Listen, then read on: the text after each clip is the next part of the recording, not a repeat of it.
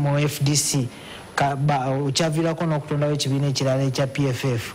Olowooza wayinza okubeerawo enkolagana wakati w'ebibiina bino DP, NUP, PFF ne FDC okugezaako okutwala ebigendererwa byammwe mu maaso ng'abali ku ludda oluvuganya? Well, okusookera ddala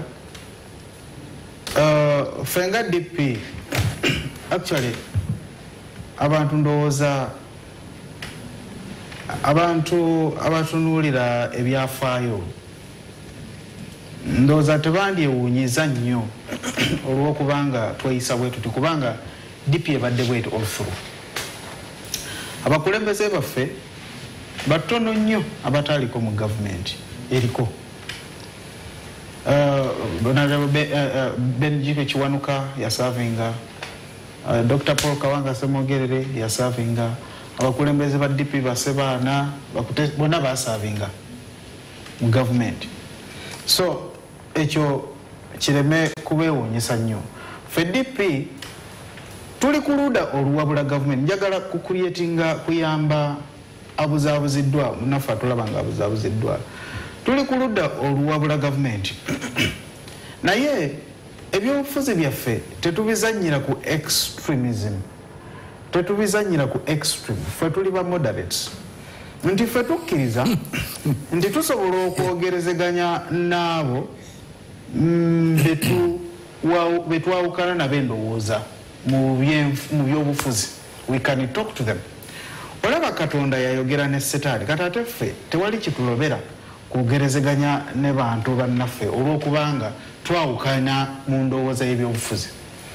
So by and large DP tusobolera ddala okubeera nga twogerezeganya n'abo opposition ate ne twogerezeganya n'abo abali mu gavumenti. Nze ndowooza waliwo ensonga enkulu ennyo gye tulina okutunuulira nga abali ku ludda oluwabula gavumenti. Bw'oba nga wanaabeerawo enkolagana tubeere nga twewa ebitiibwa nga ab'ebibiina abali ku ludda olwa gavumenti. Ekibiina ne kiba nga kitono kitya, appreciate its contribution. Naye kati ekiremeseza enteeseganya zino zonna oba okukwatagana okukola coalition ku ludda oluwabula nti ebibiina in most cases naddala ebyo ebiridinga opposition biba bitunuulira ebibiina ebirala mu angles bbiri. One, nti binafu. Ange eyokubiri nga bitunuulira nga bigamba nti tubajjeemu tutya abantu ffe tubeere strong, tusigale nga tuli stronger. Now eyo egoism wenaba tevudde mu bibiina by'obufuzi ebiri ku ludda oluwabula gavumenti okwegatta tekugenda kubeerawo. Ekyandibadde ekirungi era ekirungi kiri nti omuntu wabanga aleeta jirimu, in fact nze ntera nnyo okubeera mu fundraisings eza church,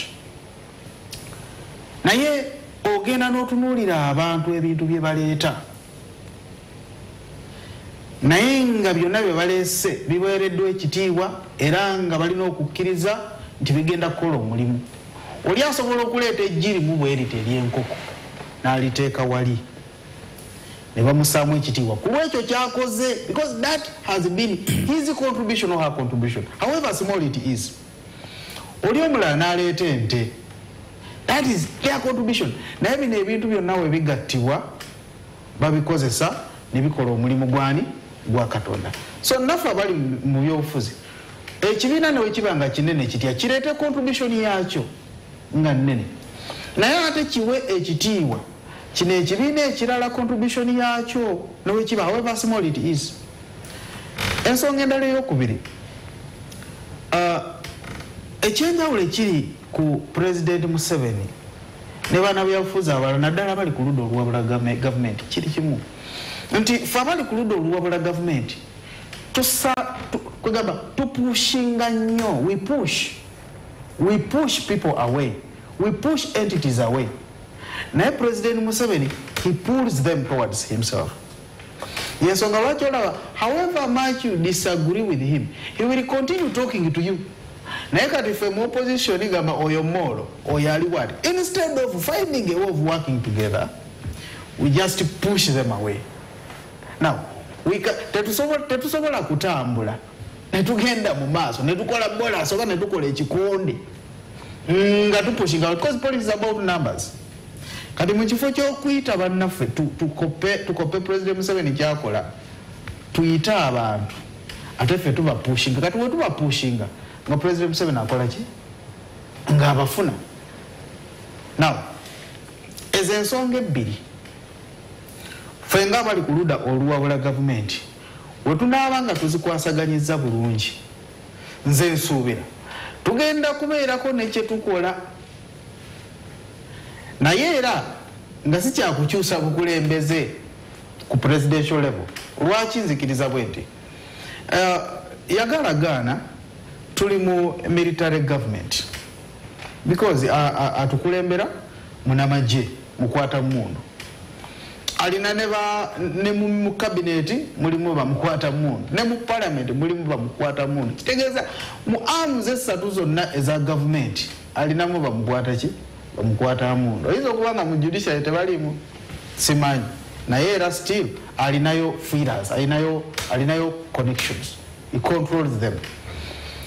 Ekitegeeza nti ne bwe tugenda mu kalulu ekyamaanyi kye tuyinza okukola nga twegasse kwe kuleeta ababaka bangi because waliwo akalulu akatabbika weewaawo okubba weekuli naye waliwo akalulu akakufuukira ekizibu ng'okukabba ofaanaganako n'omuntu abbye enjovu ekyo tekisoboka literally kubanga enjovu nnene nnyo ye woonagibba onaagikwekawo.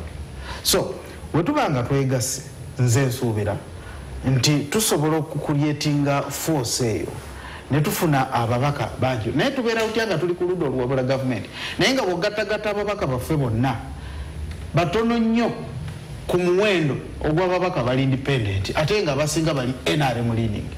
Kugamba oli atukuba home and away we tuba tetukwataganye. Honorable Lutamaguzin, enjawukana zammwe ku ludda oluvuganya zibali okusinziira ku bigambo ebyogerwawo pio wano nti temusobola kuvaamu ddoboozi eryawamu n'olwekyo kigenda bakosa ku muwendo gw'ababaka abajja mu palamenti oba oliawo kyekibaviirako n'okuba nti temusobola na olumu babayisako n'amateeka nga temusobola kwerwanako olw'emiwendo emitono gye mulina mu palamenti.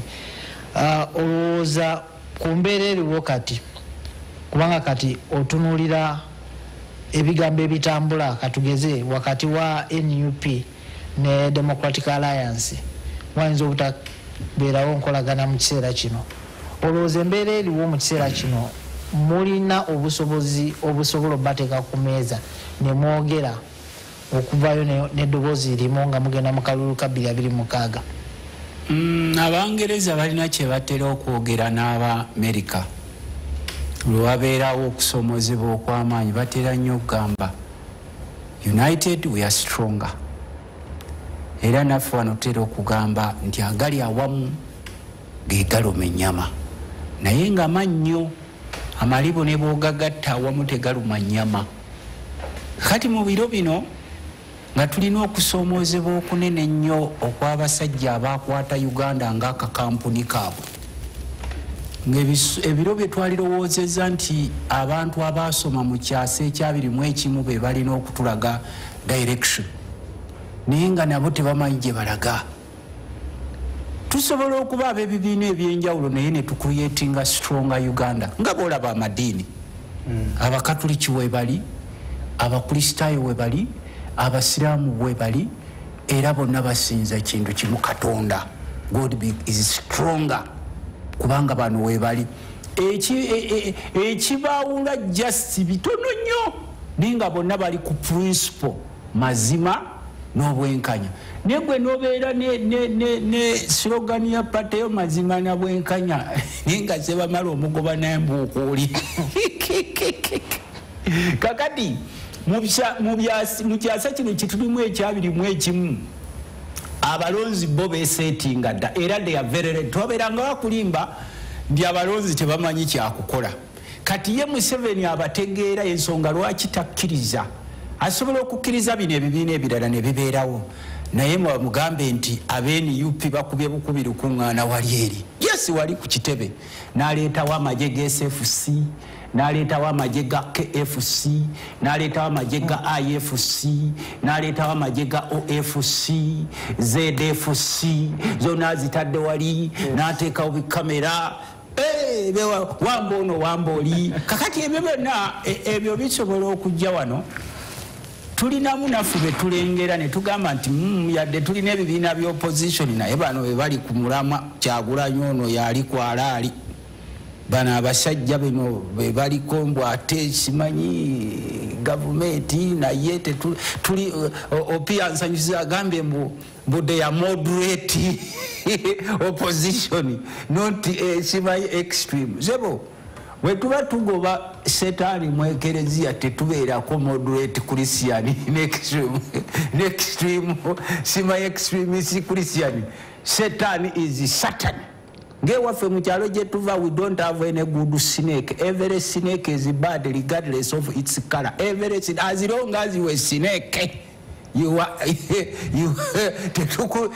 we have not deal with you as long as you are a snake. Okujja okungamba gwe next simanyi eno moderate snake simanyi extreme snake ekulumirawo n'ofiirawo. As long as you are a snake, we deal with you appropriately. Kati mu biro bino bye tulimu opposition, yes, it is possible okwegatta. It's very possible naye weegatte naani kubanga nga kati wowadde ekyokulabirako bano abasajja ba DF nze ntera bano abakozeewo ekibiina DF nze ntera kubayita ba Dealers Front, nze ntera okubayitanga masikayi ba Dealers Front. Abo wegatte nabo ku gundi ki kimulamwa ki gwolaba omulamwa gwabwe kukyusa buyinza.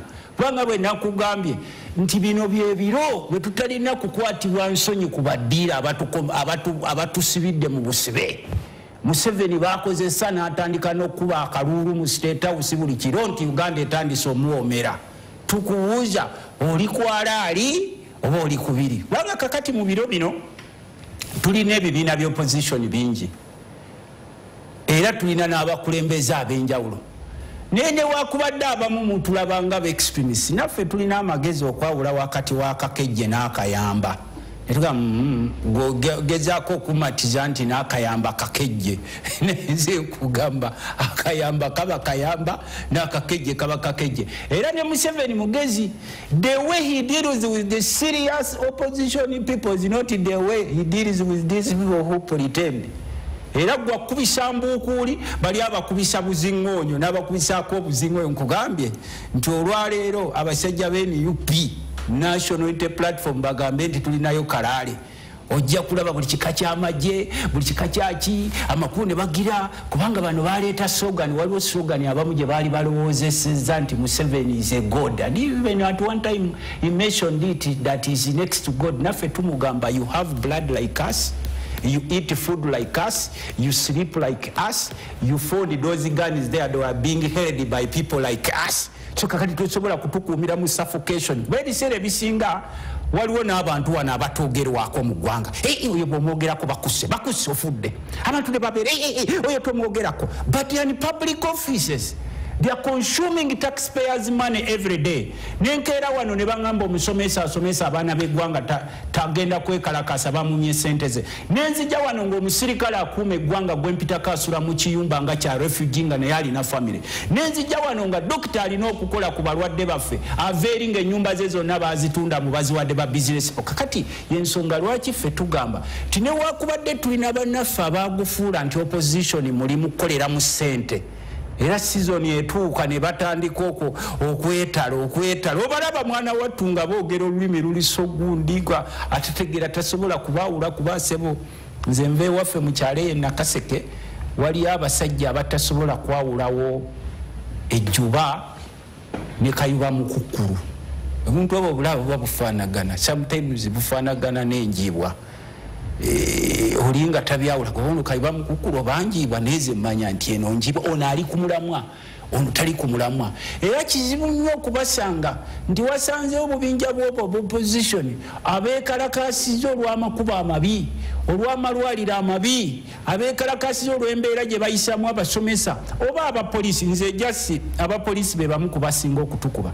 naye gwe subjectinga otya owa polisi akuuma eggwanga gallant police officer n'omuwa emitwalo 5 ng'alina famire naawe olina famire no subjecting omusomesa asomesa omwana w'eggwanga gw'owuwa atudde waka naye ng'akuulira nti mu palamenti ya Uganda mu budget bateereddemu omuntu omupineti 465 billion ne bateekeramu ne kampuni gye twablakalisinga ezimba palamenti nga buli lunaku bateekawo ekitiiyo ky'omusenyu kimu ne beetooloolera okwo olunaku ne lugenda n'okukwata ssente ozimba amakubo e Sudaani e Congo nga bannayuganda bali wano kati ezo issues zitugatta nange era njagala n'opposition omulala abuuze gavumenti nti otaddeko bannayuganda omusolo mungi buli munnayuganda omutaddeko omusolo pay as you earn simanyi ani license trading license pay as you breathe taxes but where do those taxes go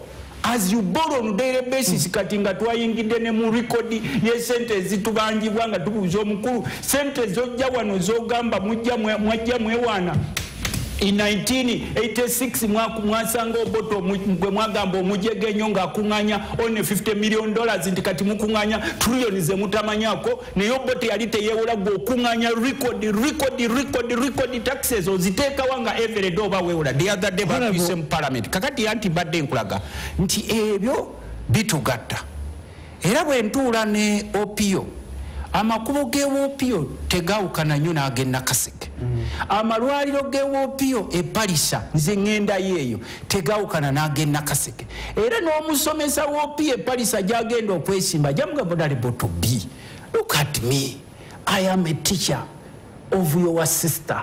I'm a teacher of your brother.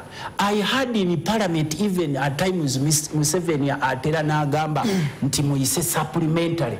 Naffe lwaki tebatuyisa supplementary netusigala nga tukola omulimu gw'eggwanga ebyo byonna bitugatta. Honorable ensonga ezo tugenda zoogerako ng'ebitubiziza ebbali naddala enkolagana y'ebibiina by'obufuzi olunaku lw'enkya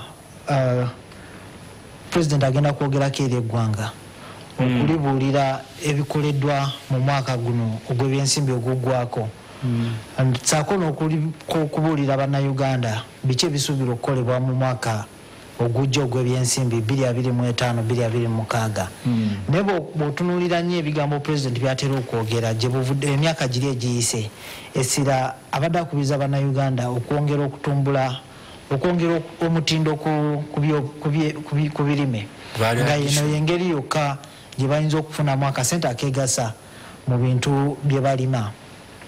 Agamba okwongera okufuna amasannyalaze amangi okutumbula amakolero naddala mu bitundu ebyenjawulo gye biri amakolero mugalabye eruwero gyegali emikono gyegali embale gyegali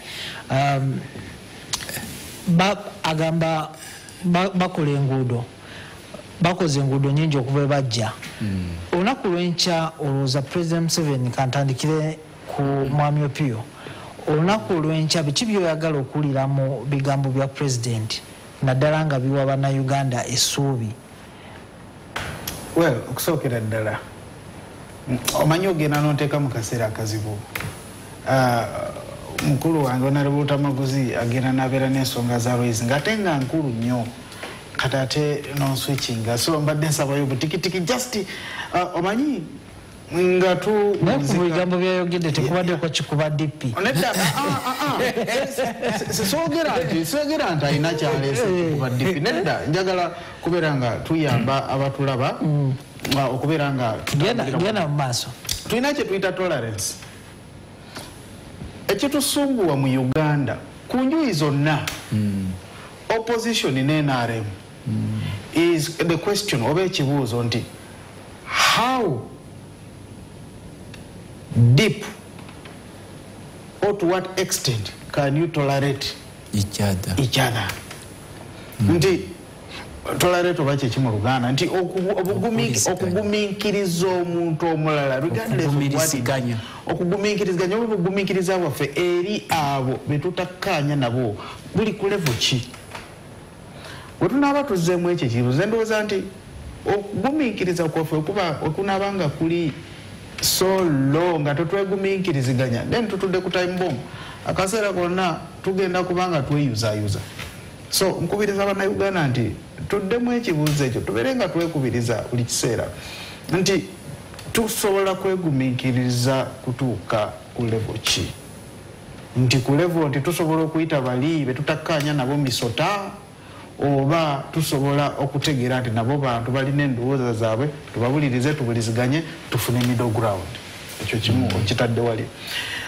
ensonga gyoyogeddeko pulezidenti weguka information nkasabye kakati okugumiikiriziganya nako kubaamu levels tosobola okujja ewange n'onoga emiyembe gyange because I'm a proud farmer negamba that's okay nijja kumera n'otwala n'ojja ewange n'otwala enkoko yange engamba that's okay niwe nkusanga ozze ewange otutte mukyala wange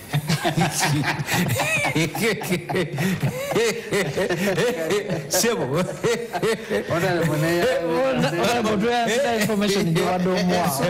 ensonga President Museveni zaatera okwogerako ozogedde bulungi ozirambise bulungi kumpi buli State of the Nation address azogerako kitegeeza persistently and consistently tezinakyuka nnyo tezinatuuka ku level oba oliawo wazaagala oba oliawo level benefiting omuntu wa wansi kantandike n'enguudo ewaffe eri epalisa balonda NRM ebitundu 6 ku buli 100 era NRM gavumenti yakoze enguudo era the other time nawulira RDC ng'agamba nti kakati babakoledde enguudo abantu b'epalisa bw'otalondera wa NRM obeera muloge obeeramu ogamba oba tutegerekeka alina ekigambo kyakwesa ekinene kyesaagala kwesa wano naye nze ngamba abantu b'epalisa n'abantu abalala bonna nti gavumenti weekola enguudo eba ekikoze ng'obuvunaanyizibwa bwayo kubanga tosobola kubeera musajja ng'olina amaka ng'okimanyi buvunaanyizibwa bwe okugula enva awaka oba okugula emmere kati bw'oguza emmere n'ogenda ku trading center n'otandika okwewaana n'okuba ebifuba n'ogawa yenze ngula emmere ewanga waka naye ate ng'obadde okola buvunaanyizibwa bwo kakati gavumenti y'NRM etaakola enguudo eya DPA n'akola etali mu gavumenti kyekibuuzo so abantu bagoyinge beyond just that naye koze ensonga endala fenga DP tulowooza nti nga tonnabakola luguudo sooka owe abantu empowerment obawe ekintu ekigenda okubaleetera okuvaamu ensimbi olwo nno bakozesa amakubo ago nga batambuza ebintu ebyo okubitwala mu katale that is kiba kigenda kuba benefiting economically gavumenti etaddewo enkola ya PM etaddewo emyoga okugezako kwempawalinga bannayuganda ngenda kudda ku ensonga eya PDM kubanga tosobola kukwata bukadde 10 n'obuteeka mu parish ebeeramu abantu bameka ate nga n'ezo parish development model management yayo nfu kubanga waliwo bano abazigaba nga basooka kujjako 50%, 20%, 30% bagenda bajjako at the end of the day abantu baffe baba tebafunyemu so government eringa yagenda mu kintu nga tesoose kola study ng'ekipapidde naye nga intention yayo kukola cheap popularity bafunireko obululu kakati eyo ensonga ngitadde wali ensonga yange fenga DP tulowooza nti olw'okubanga eggwanga lyesigamye ku by'obulimi twandibadde teeka nnyo essira ku by'obulimi twandibadde tuyamba omuntu owa wansi mu by'okulima kakati simanyi lwaki gavumenti ekikola bwetyo naye regions edda wabeerangawo zoning nti wano mu Buganda nga buli region erina cash crop yayo nti wano mu Buganda wabeerangawo emmwanyi mu Busoga right now waliyo emmwanyi waliyo ne kooko mu Bukedi wabeerangayo pamba oba cotton kakati essaawa zino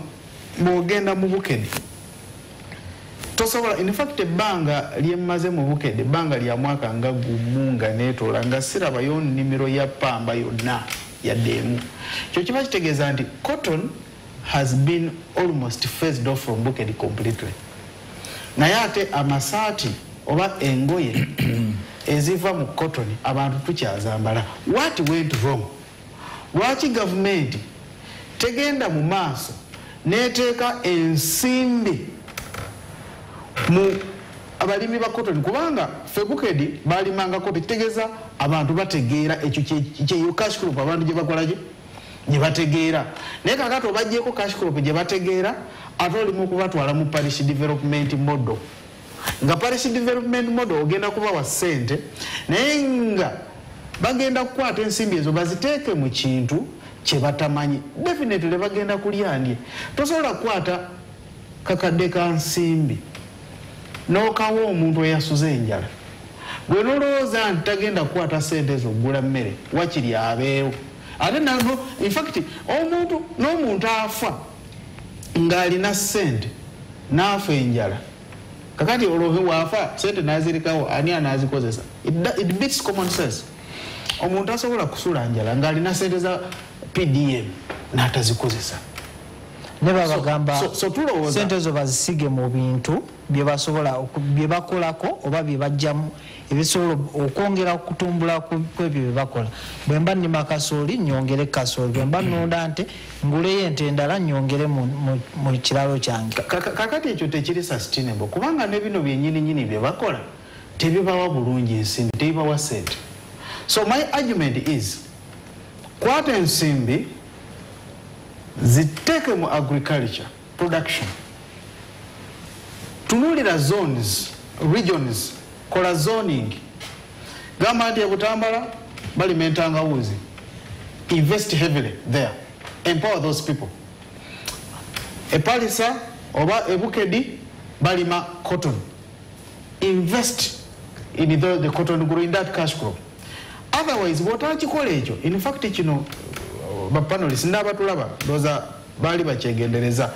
Bw'olinnya emmotoka n'ogenda eside z'eno mu east, bw'otuuka mu Bukedi region, kiri common mu Bukedi region, abantu balina enguudo kituufu naye enguudo ezo bazikozesa kuteekako kasooli, lumonde, to dry crops, kukalizaako birime, muceere ku mabbali g'ekkubo. Kiri mu Bukedi bwokka. Bw'ogenda mu western tekiriyo, bw'ogenda mu northern tekiriyo, bw'ogenda mu Busoga tekiriyo. Kiri mu Bukedi mwokka. Kitegeeza ki nti abantu mubawadde ekkubo naye temunnaba ku developinga capacity bantu abo ku benefitinga oba kuganyirwa mu kkubo eryo economically. So bo kye balikozesa bakwata bino ebitono bye balina ne bakalizaako ki, because that is what that is the only thing they can easily use. Kye basobola okukozesa ekkubo eryo to benefit them. Woba otambula okuva Epalisa paka Mbale paka Kamonkoli towards Mbale, kubo balikola bulungi, kuliko kilometers ndooza 4, naye osobola okuvuga emmotoka okuva Epalisa n'otuuka Mbale nga osobola okuyisinganya n'emmotoka emu oba 2. Kakati ekkubo bwerityo ng'emmotoka tekuliiko mmotoka zitambula. Emmotoka okutambula kitegeeza nti zitambuza ebyamaguzi, zitambuza abakola business. Naye emmotoka webeera ng'oyisigaliza emmotoka emu oba 2 ate nga nazo emmotoka z'ebyobuyonjo, ekyo kiba kitegeeza nti there is nothing that is going out to the market from the particular area. Kiki kyenjogerako? Government empowering abalimi eddeyo ku nkola eri ya zoning. Simple.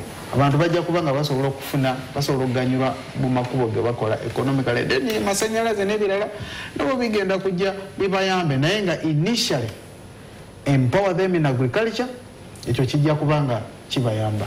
Honorable Tamaguzi, babaka parliament naddala ku ludda oluvuganya gavumenti enfunda ziweze nga mwebalama entuula president gy'ayogerera eri eggwanga. Naye Honorable Piwa n'agambye nti bempawalinge abalimi okusobola okufulumya ekinene.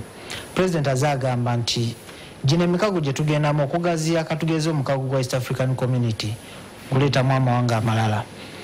Agezaako okugaziya katale katale ka East Africa naddala eri ebirime bya Uganda si mu East Africa mwokka neno ne Ssemazinga wa Africa yonna nti tusobola okutundayo.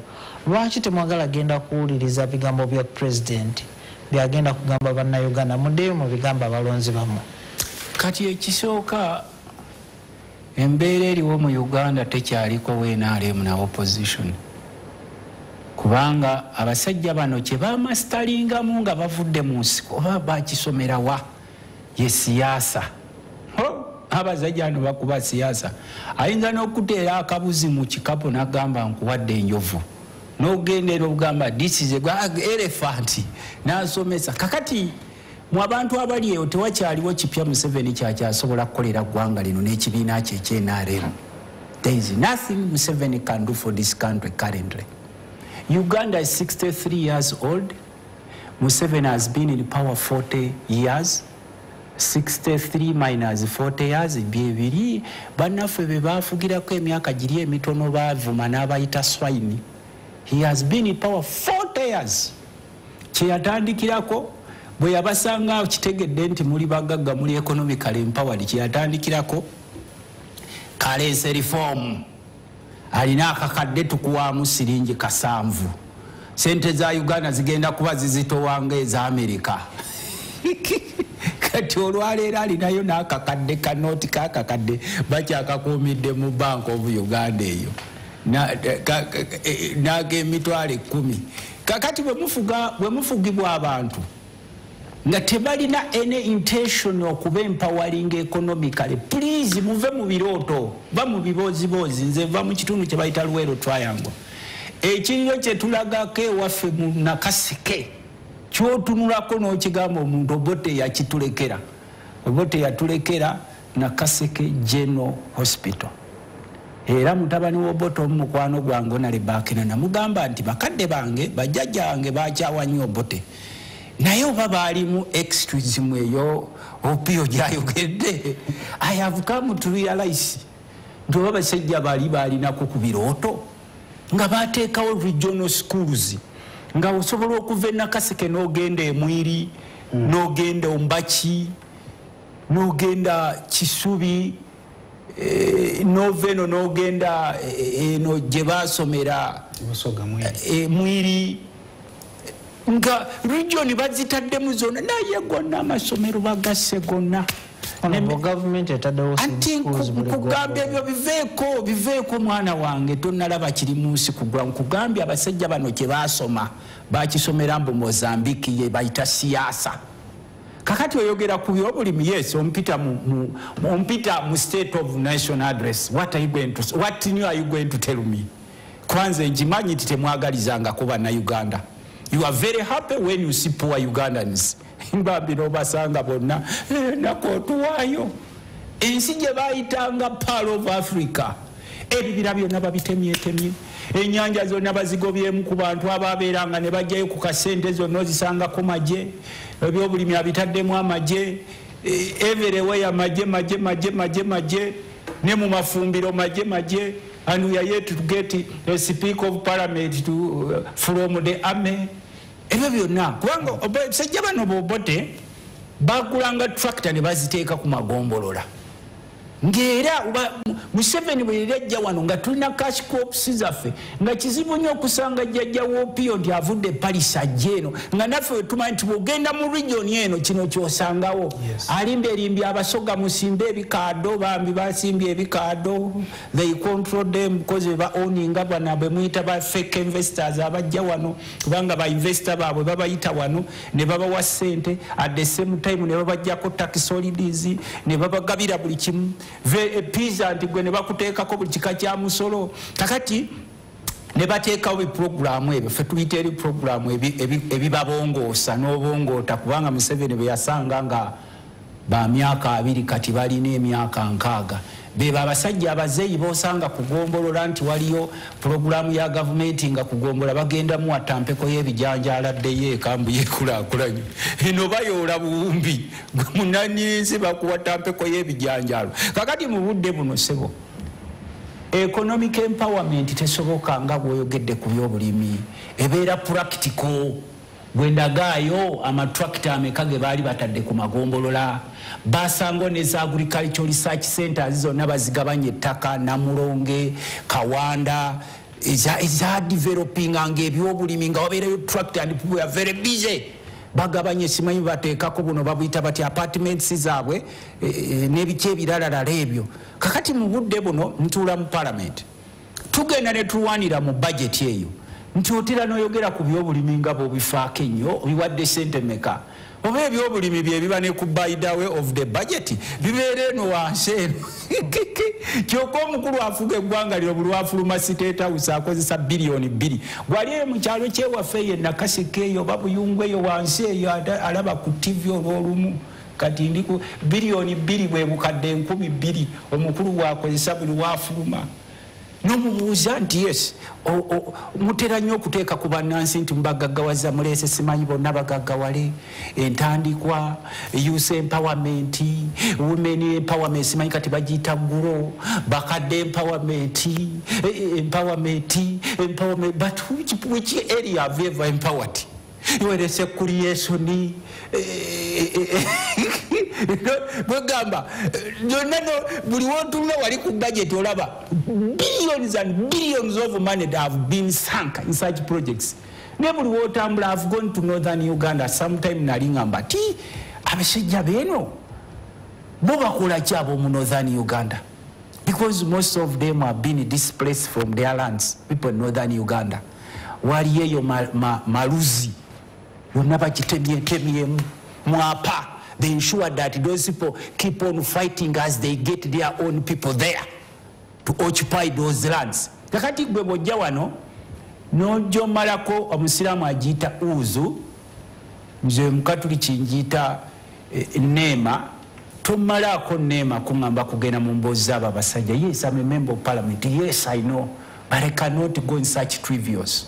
Ba ministers babeera wali kulaga shows zaabwe ebyambalo bi fashions zaabwe n'abakulu okubira mu ngalo ne bwakolola nga bakuba mu ngalo ne bwatunero nga bakuba mu ngalo naye ng'omubuuza yes we are here to represent people naye abantu b'omu kyalo eyo baali bakitegeddeko nti muli wano ku lwabwe nti mu 7 sente zakozesa okuva ku ngato zayambadde be bazimuwa sente azijja mu treasury y'eggwanga ti MP sente z'okozesa n'ezikuweesa emmotoka gy'ofuna ng'oyingira mu parliament zibakwa mwana watu ogenda okutuuka mu bantu tewali bantu babongoota nga bantu bawano abantu ojje weetegereze district ezisinga okuba obubi ennyo ezisinga okulonda gavumenti eno boolaba abali obubi kakati nze olwaleero ntunuulira ebintu ng'amasannyalaze amasanyalaze abantu baffe bagafuna ate cheaper price ogaleese oyogera ku infrastructure zo ziri luddawa kuba budget tukuyita ku budget nga kunene ogwa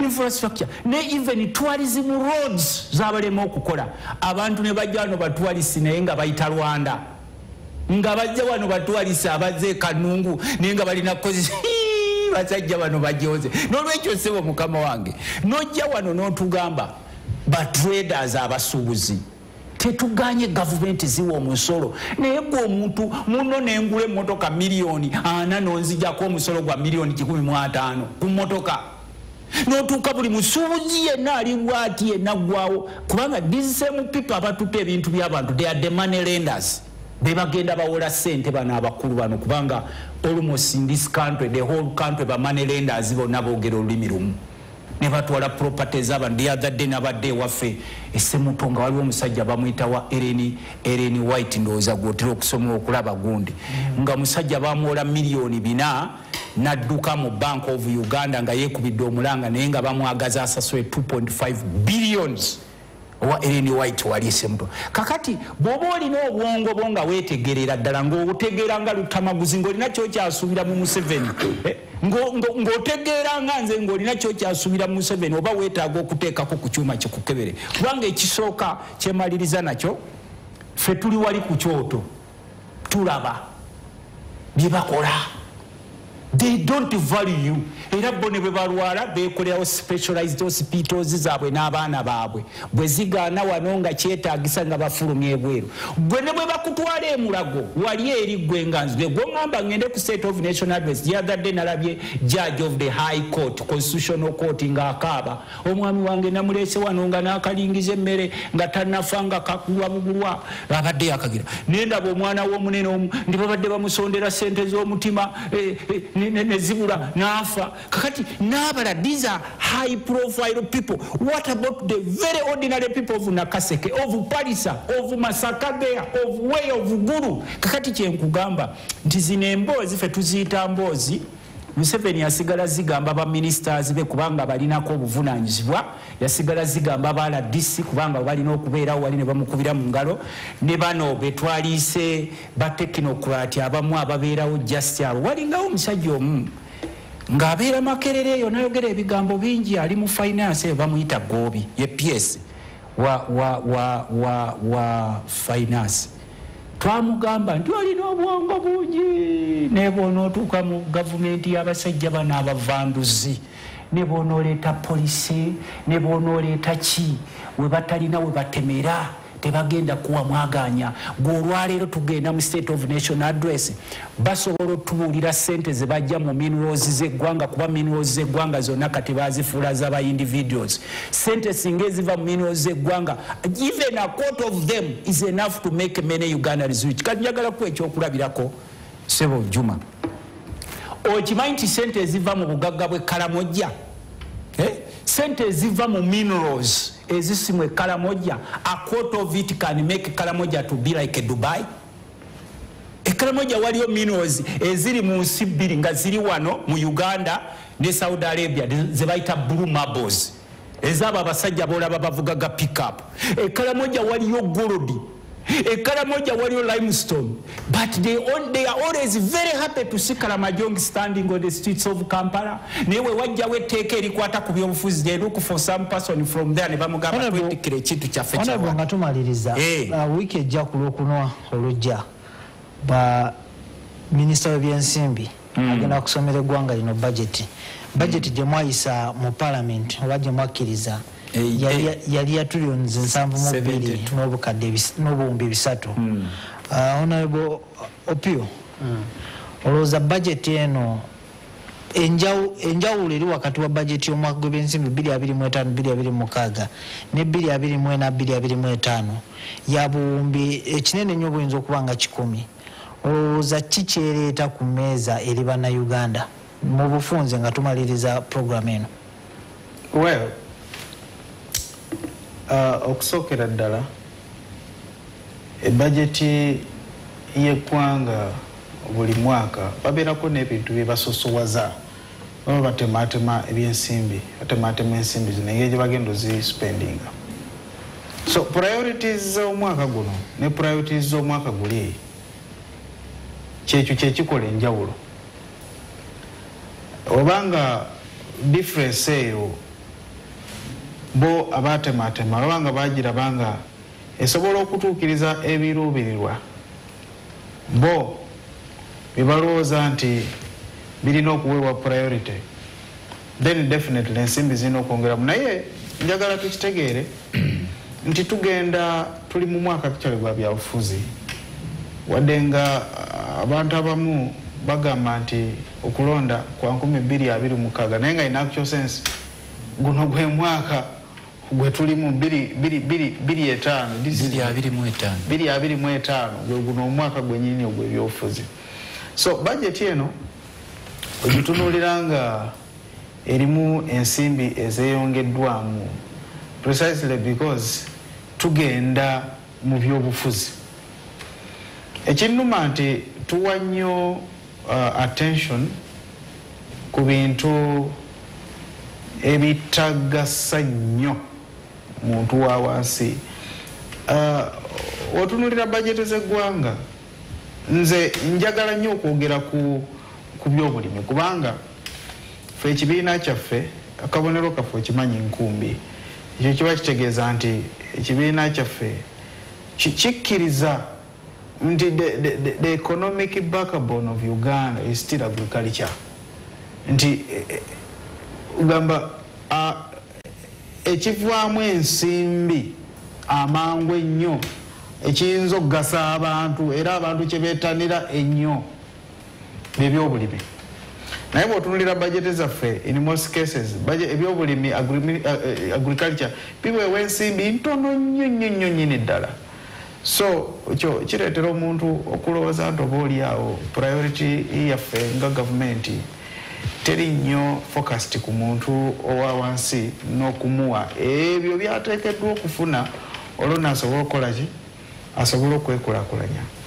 So by and large gavumenti webeeyagala bajeti y'eggwanga omuntu owa wansi agifunemu ebeere nga ekwata ensimbi nga mpitirivu ddala egiteeke mu production kubanga production yeyo agriculture production yeyo abantu baffe bituntundu nga 8 ku buli 100 bali eyo.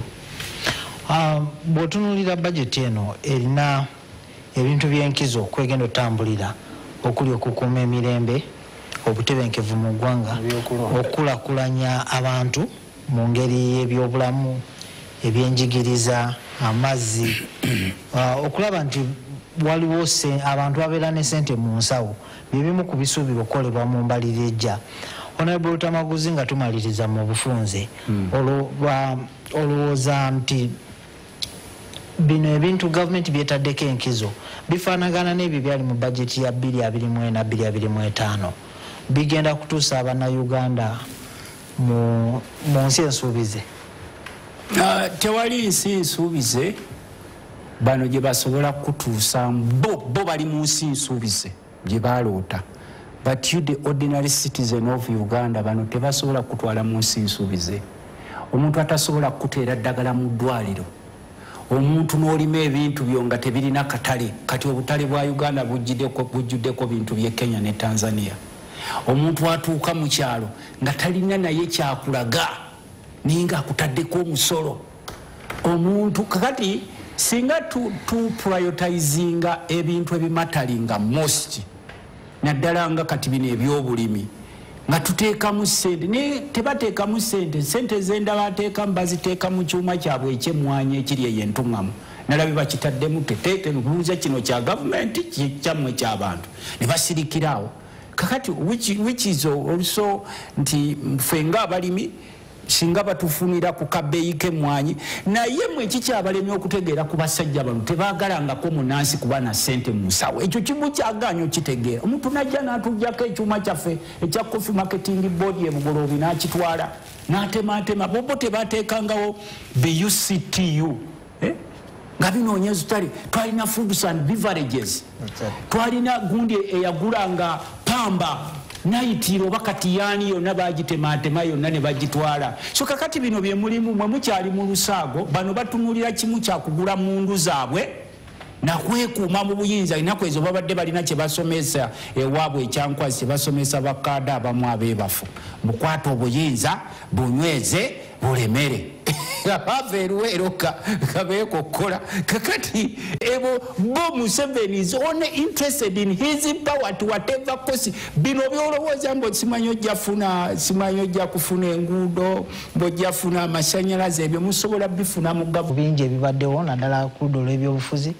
Wiiki eno twalabye ebibiina ebyobufuzi okuli ekibiina kya NRM abamu ku baasuubira okikwatira bendera mu kalulu akajja ka 2026 batandise okugyayo empapula eziraga nti beegwanyiza ebifo ebyenjawulo era ng'okusingira ddala beebo abaagala ebifo by'obubaka bwa Parliament, district n'ebifo ebirala ebyenjawulo. Ekibiina kya National Unity Platform nabo batandika ku lwa balaza eno okugyayo empapula ababeegwanyiza ebifo ebyenjawulo okuli bakansala ba MP n'ekyo twategeddeko nti naddala abo abagenda okujja ku kitebe kya NUP ekikulu ekavule beba bava mu disitulikiti y'e Wakiso ne Kampala abeegwanyiza ebifo ebyenjawulo naddala bakansala naye ng'ate bano abagala obukulembeze ku mutendera gwa ababaka ba Parliament ne ba ssentebe ba district bonna empapula bajja zijja ku kitebe so nga abalala bajja kuzijja mu bitundu ebyenjawulo gye bawangalira. Ebintu bingi ebibaddewo wiiki eno DP yazzemu okukwasa Norbert Mao ekisanja ekyokuna ng'omukulembeze w'ekibiina kino oba ssenkagale w'ekibiina kya DP. Mubaddemu ebigambo bingi ebyogeddwa. Zezimu ku nsonga ezimu ze tugenda okwogerako ekiro kya leero. Negatiddwako abagenyi bange ab'enjawulo bagenda bakubuuzeeko naye nga njagala okujjukiza nti puroguramu eno ebeerawo buli lwakusatu ekubirizibwa munnange Annual Katamba atasobodde kubeerawo olwaleero nze Juma Kirya nze amutuuliddemu. Njagala okutusaako abagenyi bange kantandikira eri owasemba Honorable obuuza ku batulaba. Neyanziza nnyo omukisa guno gwompadde akawungeezi ka leero zikiriza mbuuze kuba nsindika mu palamenti abantu b'Essemuto balamusizaako Banana Kaseke, Kasaŋŋombe, Kapeeka. Ffe ng'abalimi tusanyuka nnyo naddala nga nze nga mpita mu bitundu byaffe nga muli mu kwekalakaasa mu nnimiro. Nkimanyi political season naye tusanyuka nnyo okulaba nti buli muntu ali productive ng'alina kyakola. Jeno Katumba amala ennaku zino mbadde nkunoonyaako ekkubo lyaffe erya Timuna Buyungwe Nakaseeta Lugogo erigatta Luweero ne Nakaseke liri bubi likyatulemeredde weewaawo naawo ekya Lugondo. Njagala kusaba ku bakungu abali mu gavumenti ewaffe bano abawandiisa nanga muntu Nakaseke naddala Essemuto ne Kapeeka ku kisaawe basaba ssente naye nkitegeddeko nti ebitundu byonna ebisinga ewaffe mbu okuwandiisa mu NIRA olina okuwaayo ssente. So njagala w'ekitongole kya NIRA akwatagane n'RDC w'e Nakaseke n'abakulembeze. Is it true nti abantu baba beewandiisa balina okuwaayo ssente nga bakikola ku Ssemuto sub county ne Kapeeka? Ssebo nzikiriza sembyeyo kubanga ndi shadow minister Ssebo Mukulu Juma mu palamenti yaffe era naawe nali badde nsuubidde nti ojja kujjayo empapula era ne muto wange Katamba mbadde manyi oba yagenze kujjayo mpapula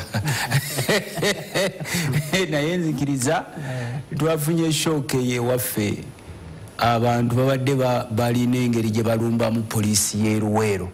Poliisi y'e Luweero eno nno emaze emyezi ng'ebiri nga terina masannyalaze bali mu nzikiza. Naye kyensaba abakulu temulimbalimba abantu nti wano waliwo abayeekera ensinki mubikola ebintu bino intentionally. Police post enamba eya district y'e Luweero emala eti emyezi ebiri nga bali mu nzikiza nga balina emmundu. It's shocking, Mr. Museveni. It shocks me so much. Temulimba abantu nti wano waliwo abayeekera nga muzannya obubadibadi kuba nze nva mu Luweero Triangle tumanyi obukolomooni bwammwe bwe muzannyazannya okusurvivinga politically naye it is a pity nti osobola okukwata 465 billion zinoziteeka mu budget ziweebwa omuntu omu nga Pineti n'okukwata 300 something billion zikola amakubo e Congo naye ka police post wali ey'e Luweero ng'eri mu nzikiza ate nga balina emmundu. Ssebo nekyensembyayo njagala kulisaayo bannaffe ababadde mu kulamaga naddala abeewaffe Nakaseke abaavudde ekijaguzo abaavudde ekiziba ne Kapeeka mukulikireeyo nnyo ddala era tusaba nti bannaffe abaagenza okulamaga ebigambo by'aba father ba bishops ba reverends baani bonna abaabaddeyo mubikwate bikyuse emitima. Era Ssebo nsaba ne General Museveni nga mmaliriza mukadde kano abantu bali bubi nnyo mu ggwanga lino. Abaana b'NUP be mwateeka mu makomera ba Eddie Mutwe, Bobby Yanga, waliwo n'akavubuka kano bambike nabadde mmanyi nti baakatanaku ke baawamba simanyi mu Dubbala kabeerangako nnyo ku social media nako n'abalala be muwambye nga bw'obeera e Kololo ne muwala wo ne famire yo ne mukyakala ne mudigida ne muli ebitumbu abaana bano kituluma okuba nga mubaggalidde mu makomera gwe Museveni ng'okimanyi ekyakuleeta ewaffe mu nsiko e Luweero ne Nakaseke n'oleka abantu emitwalo 80 n'okusukkawo nga bafudde nga ne bajjajja bange baalimu ne bakitange ne baani n'abaabalala bonna nga bateekawo emirembe. Ne kati okubanga abaana b'NUP bonna bajjuza mu makomera abamu bafudde bannamwandu bamulekwa. Era nabadde nsuubira nti ne mu kwetondaako nga weetonda bino bye nakulabye e Kololo nti n'abasiraamu ojja kubeetondera ekyo nkisabye nga nze Lutamaguzi kuba n'abasiraamu mubayisa bubi nnyo buli akwatibwa Juma Ibrahimu Abdu mbeera eyo so mukwetonda nako nabadde nso sebo neyanziza nnyo mukama wange omukisa guno gwompadde nkimanyi ffe mu parliament sebo Juma otera okubaayo nnyo ezo bazita matter of national importance right honorable speaker bwakulaba ng'oziisaawo akuliriza without interruption tera nsanyuse nnyo n'okusinkana omukulu ono Okero namulabye embalala sebo mukama wange nga digida yabadde sebayagala kusamba Honorable Sebamala Honorable tujja kuddira ku nsonga ezo so neyanziza nnyo njagala kusaba omwogezi w'ekibiina ki Democratic Party abuuze ku batulaba.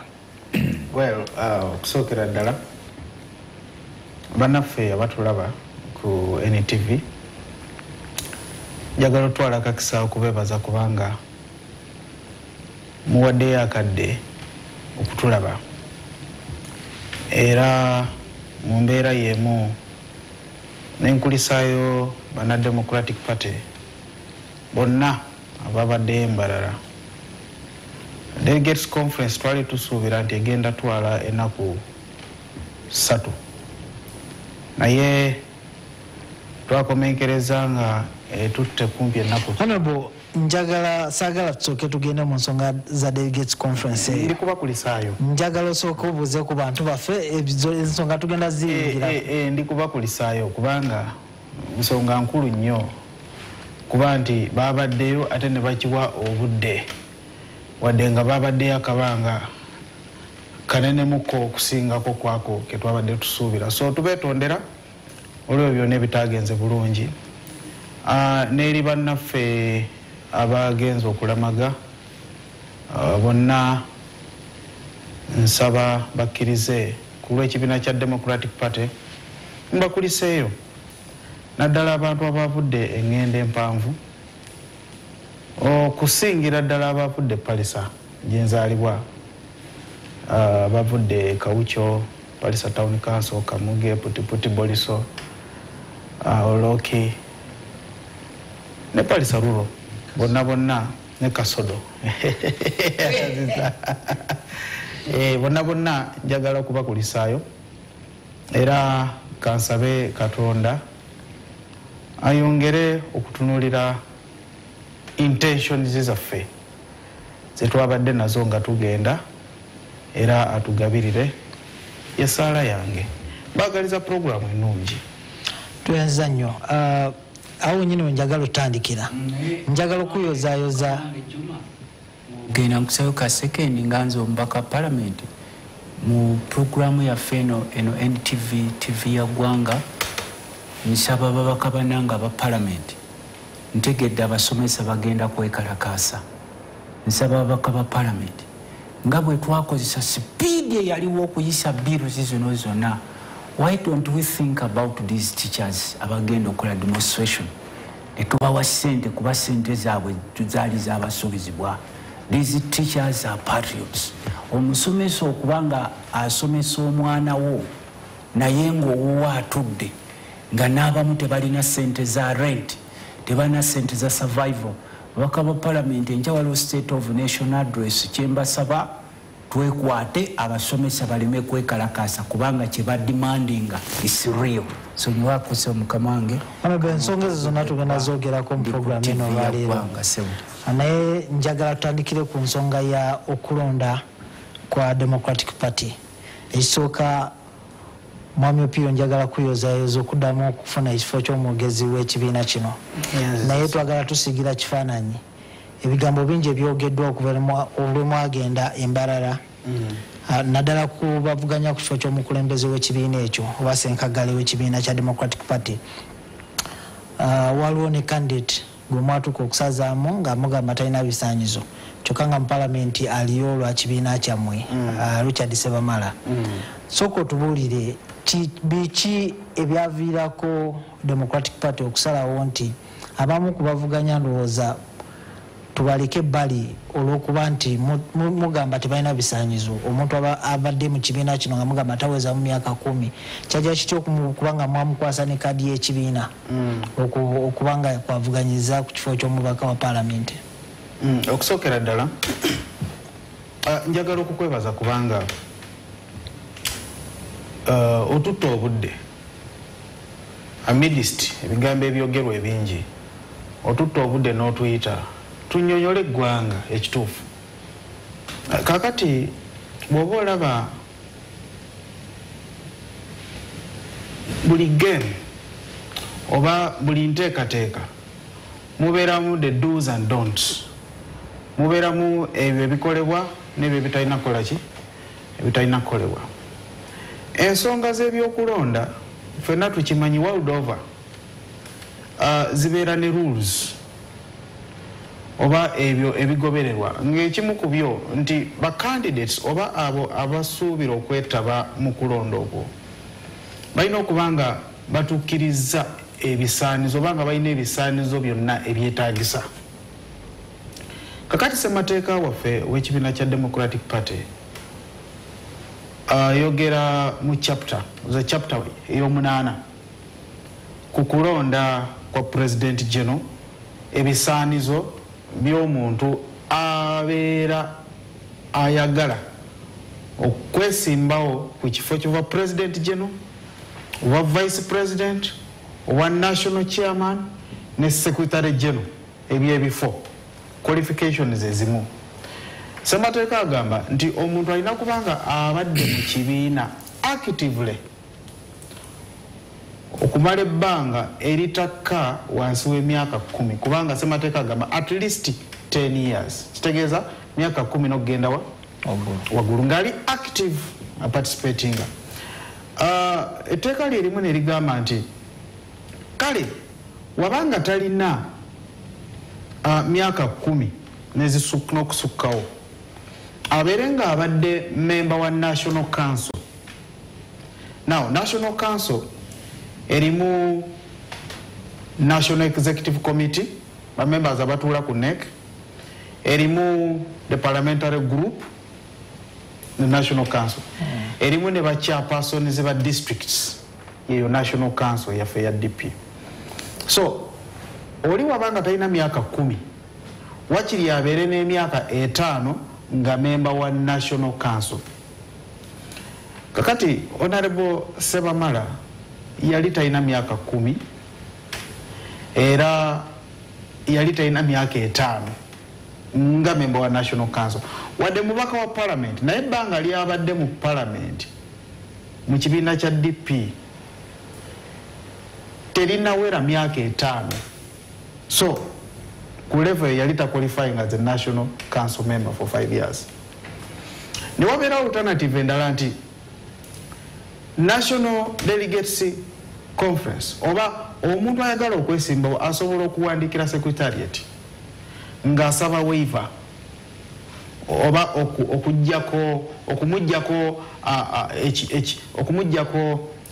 how do I say okumuggyako requirement eyo nti tugibuuke tumwadimitinge naye ng'ekyo kirina kubeera mu buwandiike. Ekyo Honorable Sebamala teyakikola nakyo. So abakakiiko k'ebyokulonda at the time Secretariat baali tebalina alternative other than disqualifying him painfully, by the way, kubanga Honorable Sebamala yali gamba yalaga nnyo okwagala yalaga nnyo okwagala ekifo kino n'okwagala okuweereza ekibiina ku ddaala eryo. So fe abamu twalabanga unfortunately wadde nga kyali painful twalabanga oba oliawo senga twali tulina enkola oba engeri gye tusobola okubeera nga twalawinga oba tumukkiriza yeesimbewo twandibadde tukikola naye option zonna esatu teyazikola kyokka ate ffe nga tetusobola kukikola kubanga ssemateeka alikiriya. Ffe mu DP we are the custodians of the law, truth and justice. kati nga tetwagala nnyo ate tumenye ssemateeka waffe ate gwe tukkiririzaamu. Basically that tewaliwo nsonga ndala yonna. Honorable Lutamaguzi, nga tonneegatta ku kibiina kya NUP mu palamenti wayingirirayo ku tiketi ya DP. Njagala kutegeera olowooza ekibiina kino kitaddewo omwagaanya okukkiriza bannakibiina okuvuganya Ssenkagale w'ekibiina aliko mu bwenkanya? Issue eriwo si ya Ssenkagale wa kibiina azipase, naye eri mu bannabyabufuzi abasinga mu opposition nga ne DP mweri. Ebyobufuzi kati mulimu. It is a do or die. Era omawo ne wekyali badde kyetaagisa kasaale yabadde akakuba mu biro ebyo ekyabadde embalala. Obuzibu bwe tulina kati nga ffe twetegereza abantu abasinga naddala abasajja bano bamwogera luzungu, bamufuuweeta luzungu, bakotogedde nnyo eggwanga lino, Omungereza abayita ba elites. Era baleese confusion nene nnyo mu population. Wakati tokyayawula bikolebwa abantu basoma na bataasoma. Bwe walisuubidde nti balina ekigendererwa okununula eggwanga lino, lyagadde namulaba nga akutte DP agitutte mu kikapu agende wa Jenosale. Ne basooka balwanira awo, obadde ogenze ekkolayo ki? Lyagadde is the same person. Era ye yaleeta ebyobufuzi ebya new normal mu kyasa kino, nti osobola okuba minisita wa gavumenti gy'ovuganya. N'atandika okujja n'ayogera. So twali badde tetuboogerako abo kubanga they are no longer so relevant in current politics, kubanga budda onoyogera nga kati ku President Mao, Honorable Mao, mu politics aliwo kati ow'enkyukakyuka. Mu Lungereza tumuyita minor. Takyalina kyasobola kuteekawo besides okuba nti naye ali ku regime, naye waliwo yekwatidde nga boolaba enzirugaze bwe yeekwata ku muvakedo naye esobola okufuna ku mazzi genywa okusurvivinga, kubanga bw'oba tunulya processi zaabwe ze babadde bayitamu ezo zabadde expected. Tosobola kugenda mu geemu ya musajja gyetegekedde eri munda omukubira, era batse bamala babadde bazira kubanga ekisooka Mao alina state machinery. Era walabe walinga polisi nkambwe mukko for the first time when nalabye ku polisi ngerwanirira president opposition okuba nti tewabeerawo muzannyo. Ekyokubiri be yabadde azannya nabo sebamala. They are non-professional political dealers. Dealing with these political dealers ababaddewo for not just 5 years is not easy. Era bakusoma ne bakumanya ne baga wano tuzanya wanene mpiki bwogiteeka wano neegira n'ogiteeka wali eri. So tewabaddewo kipya kiri awo, nze kye nalabye unexpectinze Mao okuwangula kubanga ekibiina kya DP kibuli wano mu nkwawa tasobola kukita. Ate kati alina state machinery wano kati bwekuba kukumba ffe mu Luganda twogera abuukula nabuuza onookola kyafutalo. Kati n'ekyokubiri kasita politics gufuusa omulimu, tozanyira ku mulimu gwawe wakikuba akabazinga yegundi eriwo slogan eriwo mu party ze, kubanga kati ngezo twali badde tusuubira ng'okulonda weekuli tetuganye zino zonna gimmicks ze baataddewo nti ono yajja twateekawo bwe biti abadde abimanyi emitendera sebamala ne groups. Naye ate ekikulu oteekawo kye tuyita kwegamba leniency eri banno bootambula nabo mu kibiina.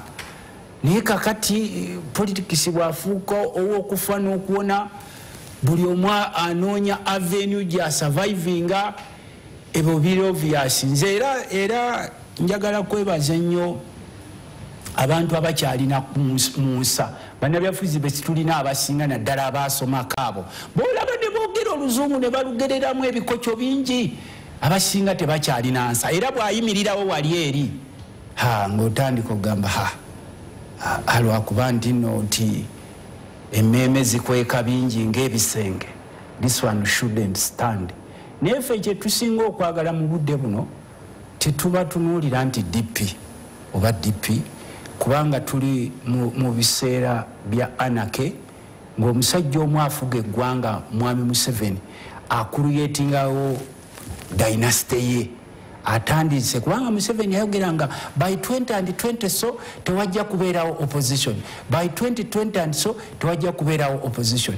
Naye nga ffe tubuuza nti omusajja ono asinziira ku ki? Kati tugenze tulaba engeri gy'ajja ati akola divide and rule tebeera eno naye ne munda mu political parties. Naye eventually ng'era ekibiina political parties zisurvivinga ne bwe zisigalamu abantu abataano, ffe kye twongera okubasabira naddala ffe banankyukakyuka, let them be straightforward. Naye bw'obeera straightforward naddala ng'oli mwogezi w'ekibiina, nsaasira ono omuto wange omwogezi w'ekibiina okwogerera abo baddealers abo oteekwa okuba oli musajja w'amaanyi n'ebigambo okulaba nti wano obikwatangamu kubanga ojja kuba oliawo asaladde eno, ojja kuba oliawo kakati enkya y'omu kubagenda okutuula wali ku front line abakulu betuvuganye nabo abasibye abantu batu. Naye tekyembeebazaako sinabayo Museveni bwasiba ba DP kyo nkibeebazaako nti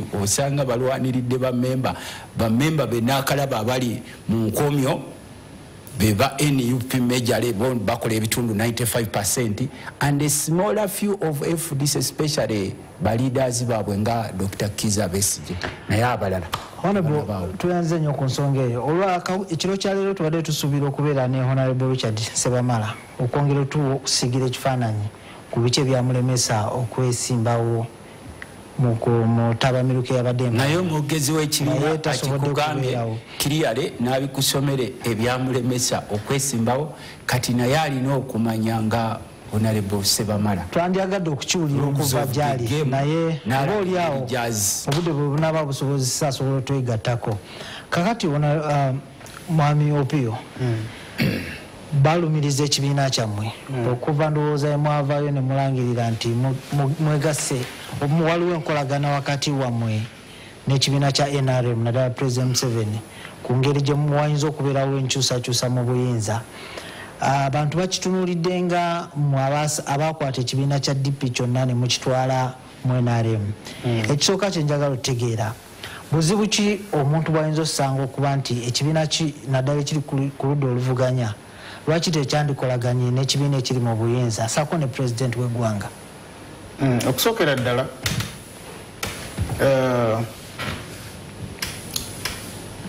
ogambye nti abantu balowooza nti ekibiina bwe kyafuna enkolagana ne NRM nti kyatundibwa. Njagala nkubuuza ekibuuzo Mwami Juma Kiria ne bannaffe abatulaba, mwabadde mulaba embalala n'okubeera nti ne kakati tuli ku toko sheno nga twogera ku DP eyo gye twogerako eyabadde embalala erabibwanga eyatundibwa oba nedda. That's one. Besides, ebibiina by'obufuzi tebabitunda nga atunda ebinyeewa. Tosobola genda mu supermarket n'ogula ekibiina ky'ebyobufuzi ng'agula ebinyeebwa. In fact, mwe bannamawulire the Fourth Estate mulina okuyamba abantu baffe kubanga obuvunaanyizibwa mubulina okubeera nga mugaidinga abantu. Kati ekibuuzo ekyo mbadde sikikusuubira na kukimbuuza ku media. Ekibiina mwakitunda. Guide people. Amateeka weegali agafuga eggwanga, gafuga ebibiina by'obufuzi. So guide them, tell them nti tewaliwo kibiina kisobola kutundibwa nga atunda ebinyeewa oba atunda kasooli ku kkubo. No, that's not there.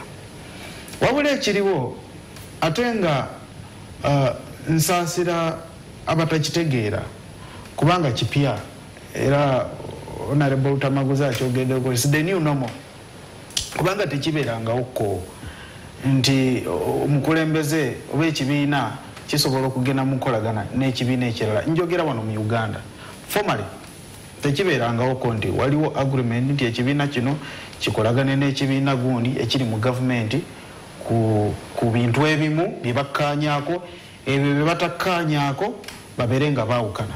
That is it. kakati njagala tutuulire genesis oba tutuulire ensonga lwaki Democratic Party twagenda mu nteeseganya eno. Ffe tukimanyi bulungi ate nga gano ge mazima nti obukulembeze mu ggwanga okusinziira ku mbeera eriwo tebusobola kukyuka nga buyita mu kalulu. Era abo abalowooza nti bajja kgenda mu kalulu obukulembeze mu ggwanga bukyuke, you are just jokers. This is the hard truth. Ne Honorable Tamaguzi naye yakyogerako ekyo kyange kyalikuba commissioners bali wakuba social media nekikyusa nti asobola okujjako President Museveni ng'ayita mu kalulu is the celebrated fool of the 21st century. Ensonga zino muze muzogerako ffe nga tulowooza nti okukyusa obukulembeze bugenda kuyita mu nteeseganya. Endagaano eno gye mwakolayo mwagiwa obudde.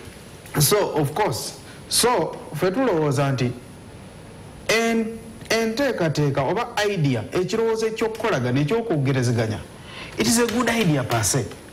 Weewaawo wayinza okuba nga waliwo ebitatuuse bulungi bye tulowooza nti byandibadde bikolebwako, naye ezo nsonga za munda ffe kennyini parties eziri mu cooperation eno zisobola okikolako and we are working on that. So bwongamba nti nkunnyonnyola oba nnyonnyola abantu obuzibu obuli mu nkolagana y'ekibiina ekiri ku ludda olwabula gavumenti n'ekibiina ekiri mu gavumenti, nze ng'omuntu ndowooza nti by and large ng'ovudde ku challenges ezijja zibeerawo because tudiringa na buyinza. So abali mu government yes babasembeza naye nga babasembeza sparing, babasembeza nga bamanyi gamba babasembeza babekengera kyokka nammwe abali nammwe bebasembeza nammwe mulina okubanga musembera naye nga nammwe mukola ki mwekengera. So nze ndowooza nti by and large okubeera nga twesigangana kyekisingira ddala obukulu, ate okubeera nga twesigangana that is the biggest challenge that we could face. But I don't see any problem. Siraba buzibu bwonna bibiina webanga bitudde wansi nga DP we yatuula ne NRM egamba nti katukanye ku nsonga zino eziruma bannayuganda wabula ku nsonga ezijigiriza bannayuganda ffe tugenda kuvaayo tuvumirire tugambe nti nedda wano sino si kyandikoleddwa wano kino si kyandikoleddwa saako n'okupulaningira eggwanga obukulembeze bukyuka butya nga tewali kuyiwa musaayi. That is the gist. Honorable Tamaguzi, bwe enkolagana eno wakati wa NRM ne DP we yatandikira wali mu kibiina ekyo simanyi oba wafuna ku mawulire oba wategeezebwako enkolagana eno egenda kubeerawo naye kyenjagala okutegeera bw'oba wamanyako temwewa budde ebintu enteekateeka zino ze mwalina okukyusaganya okukyusa obukulembeze ebigendererwa byammwe temwewa budde ddiiro ebirina kutuukibwako. Kati enkolagana eriwo wakati w'ekibiina kya DP ne NRM eri personal. It's not about members of DP. Era bw'obuuza President Mao nti watuuzaawa olukiiko lwa DP ne lukugamba ogende wa Museveni mukolagane, kubanga naawe okimanyi nti amata n'omunnyo tebikolagana, ekimu ku kyo kisurvivinga. Era oiro n'amazzi ne bw'otabula otya oiro n'amazzi tebisobola kumikisinga. Kati ekyo Mao kyagezaako kuleetera new science nti oil and water can mix, which is totally impossible. Kati obuzibu obuliwo mu ggwanga kye nakugambye Juma bwe bannabyabufuzi abafudde omulimu ogw'okukola deals mu politics. It's very hard to deal with them. Kubanga bw'otunuulira bamemba ba DP abasinga n'obabuuza nti mukama wamwe bwe yali ayingira yasooka kubeebuuzaako era mwamanyaako ku byali mu ndagaano, kubanga ffe tukimanyi nti Museveni tayagalangako ku kibiina kya byafuzi kimuvuganya seriously, mark that word seriously. Era kyova olaba olwaleero agezezzaako okulaba ebibiina bino byonna ebivuganya nga NUP ngolaba abaana baabwe bonna ne boosuubira nti abaana abatalina musango bonna abaggalidde ebitebe byabwe byonna bijjuzaako amagye abakulembeze babuna yabateekako ga kamera agabagira so newakubadde opi ayinza okuba teyaliyo mu nkiiko olwo naye olw'okwogerera ekibiina era nze gwomu benooze ku bazira b'omwaka guno okwogerera baddiira abo abakwata ekibiina ne bagenda wali bo issue yabwe is money. Problem y'abana abasajja is only money, survival.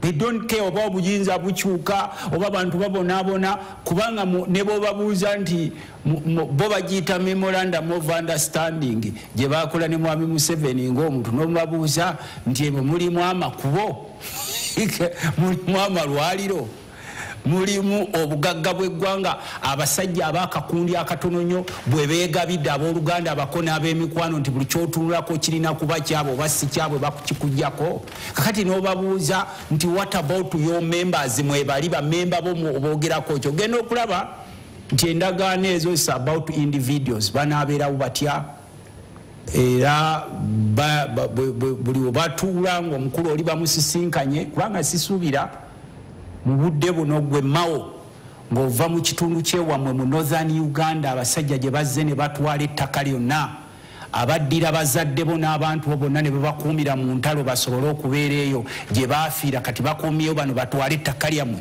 abaavuwazizza abantu bamwe to the extent nti nabo baavu nnyo nnyo people Northern Uganda are very poor just like people in other regions of the country sinnalabawo kirungi kye wateeka mu ndagaano ezo kikuyingize NRM maybe nti mu new normal okulya kukwerabiza abantu bo okulya ne kukwerabiza bamemba b'ekibiina okulya ne kukwerabizegwa kubanga nze okwawukanako n'abakulembeze abalala I met Mao at Parliament, Honorable Mao gankyali memba wa DP ne mubuuza are you serious okuba nti Museveni ebintu bino byonna byakoze bannayuganda okuba nti bannayuganda abasuffocating in all sectors nti omuntu ne bw'aba alwadde nabwabeera part of them mulina kumusondera okumujjanjaba okusuffocatinga bannayuganda mu mbeera eyo nti okulaba nti gwawakanya naye amuyita enemy either akukwipingira mukomera oba olina kufa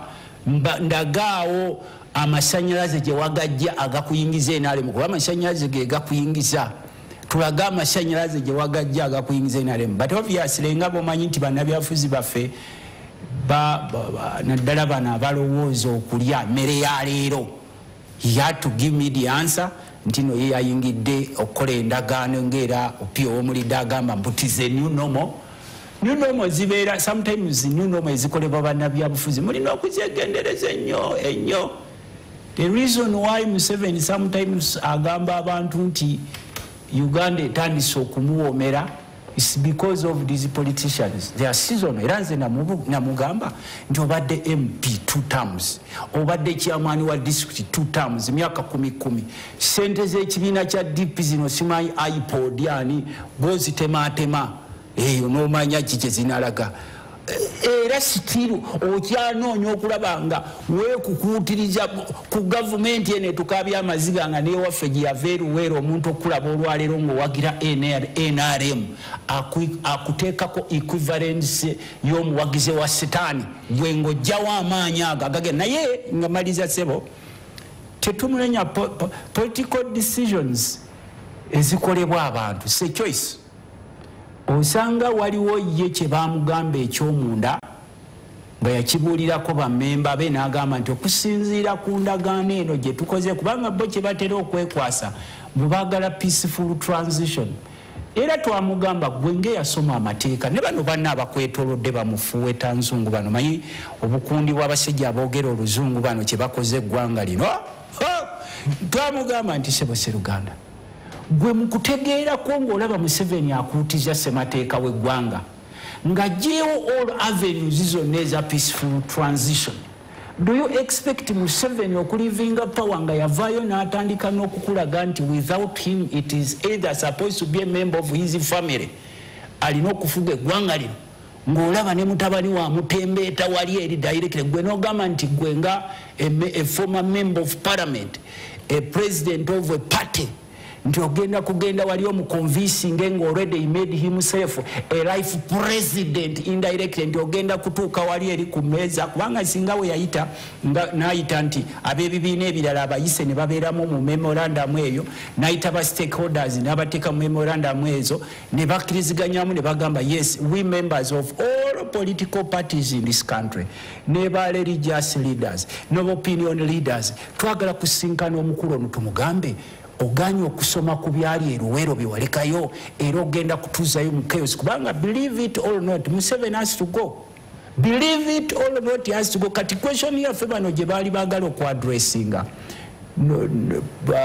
Honorable Norbert Mao bo kye baali babba obwongo n'obukundikundi obulala bo balina capacity convincinga Museveni okuteekawo transition nga tewali kuyiwa musaayi naye ng'akeera ku makya n'akola ki n'agira naye ate Opio akugambye Opio Honorable Member of Parliament to be a Palisa yakugambye nti naffe twerimba feka okulowoozesa nti Museveni asobola okuva mu buyinza with just maliriza with just akalulu. Teacher wange wa primary nasomera Kitebidde and boarding primary school ne malirayo mu 1994 eryawo wankulukuku yansomesa the word impossible only exists in the mind of a fool. Everything is possible. Era yensonga lwaki sebo mukama wange Honorable Member of Parliament to be Opio tugamba Museveni nti bulijjo obadde ozanya oteekawo akalulu n'okazanya ne bakakulangirira ne batandika n'okulangirira result singa internet teriiko ne tubuuza media n'ababadde bakulangirira nti bibadde bivaawa kati ku mulundi guno tumaze okutegeera tactics zo tukugamba tuyingire mu kalulu oba kiro oba misana oba okatadde mu kibira oba okatadde mu makati ga ocean oba okatadde wali goonya wonna tugenda kukulumba mu kalulu ako results ezinaavaayo tujja kukkiriziganya nazo ku ango zaffe ezinaaba zirise tetusobola kulekaawo tugambe kubanga Opio lwaki mugamba y'omu ku bavubuka be baali bataddemu omutima kubanga bano abasajja bakuteekamu weekyawo ogambe ye lwaki nnonda nga bwe beekyayisiza abantu abasinga. Please tulina okugenda mu naawe mu kalulu kayingiremu tube nga tuli satisfied nti Museveni is not a god. Museveni has blood like me, his groups have blood like me. The only difference ekigendo twawula ke kalulu mwabadde mbalala Honorable Mao mu kwogera kwe yagambye nti kyekiseera abantu ababuze okuva mu DP okubaza ewaka naye embeera eri mu bibiina by'obufuzi naddala ebiri ku ludda oluvuganya saawa zino kaweefu baaliwo wakulaba butya bwe bayinza okukolagana okutuukiriza ebigendererwa byabwe naddala mu by'obufuzi butya bwe batuuka mu ntebe y'obukulembeze bw'eggwanga naye ebigambo byemweyogerera ng'abali ku ludda oluvuganya olowooza waliwo omukisa gwonna okukolera awamu okutuukiriza ebigendererwa byammwe naddala eby'obufuzi?